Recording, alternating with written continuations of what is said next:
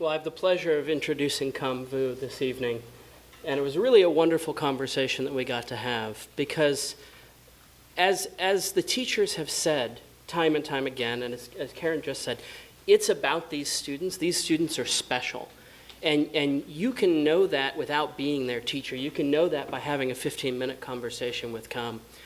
Kham's one of 10 brothers and sisters from Sacramento, which means it was a real challenge just to have any time. For example, time to go to the bathroom, because in that house, you've got 10 kids vying for that bathroom.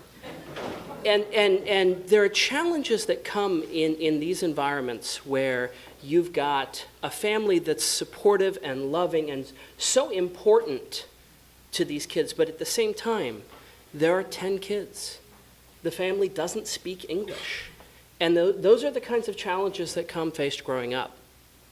The fact that if you didn't label your food, it was eaten by your brothers and sisters, which is a real problem. But I think more importantly, what Kham learned in high school is that when his older sisters labeled Tiffany so well as such a fantastic teacher, he went and he took her course and he had a fantastic experience. And it really changed his ability to communicate, right? And communication is the vehicle for success. Whether you go on to immunology, whether you go on to biology, whether you go on to be a psychology professor at a major research institution, your ability to communicate with the world and to make your message, your understanding, and to interact with others is so important. And Kham made it very, very clear by how well he's able to communicate now, how important and critical Tiffany was to his success at UCLA, and his success now as he goes back and helps teachers understand how to put technology to good use in the classroom.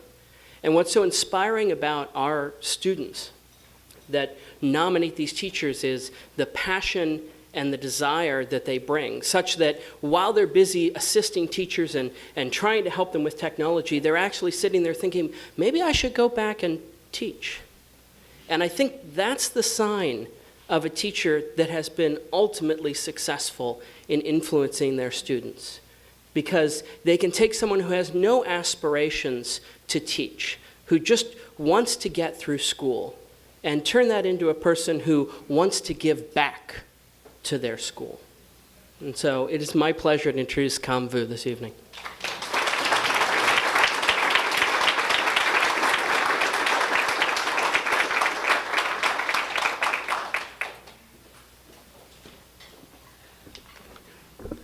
Wow, that was a really good introduction. I don't think I was prepared for that. Well, good evening. First off, it is such an honor to be presenting this award tonight to someone who has made such a profound impact on my life, whether she knows it or not. And it is such a pleasure to be able to see so many outstanding educators who are receiving this award. There are not enough words to express the gratitude that I have for each and every one of you. And for the amazing work that you do, which sometimes can really go unnoticed. And so tonight I have the privilege of presenting this award to my 11th grade English teacher, Tiffany Shepard, who I admire and respect greatly. For me, she is the epitome of what it means to be an educator in today's society. Her selflessness and her invested interest in her students' education is what really makes her such an incredible educator. Teaching is her lifestyle. She comes to work and she does an amazing job, but it doesn't end there. She continues her day's work at home, preparing for the next class, grading papers, and thinking about improvements that she can make. On the weekends, she's spending her time doing volunteer work with her students, connecting with students, understanding them, and building lifelong relationships with them. It is this kind of commitment that makes her a phenomenal teacher.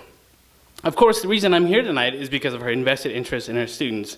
I think a great example of this commitment was during my junior year when Tiffany handpicked me, the only student from our school, to attend a leadership conference in the Bay Area.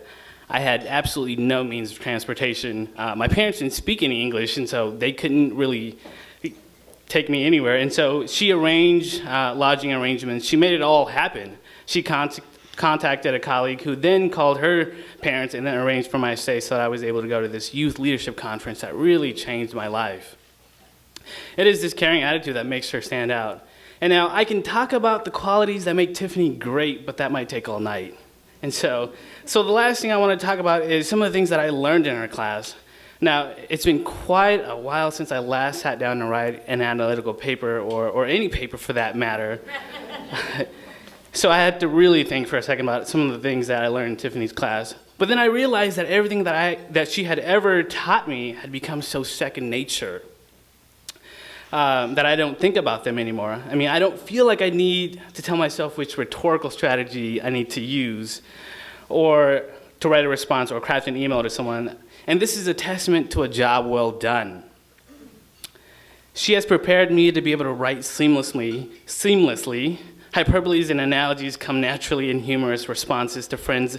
And other times I'm making corny metaphorical responses like the eyes are the windows to the soul to sound philosophical, but failing horribly.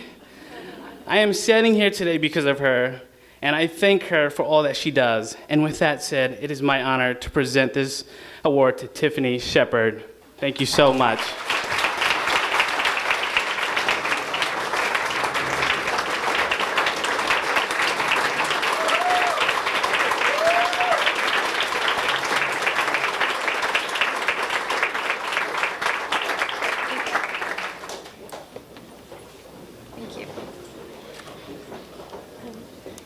It's an odd thing to come to a moment in your life where you see so clearly the hand of God.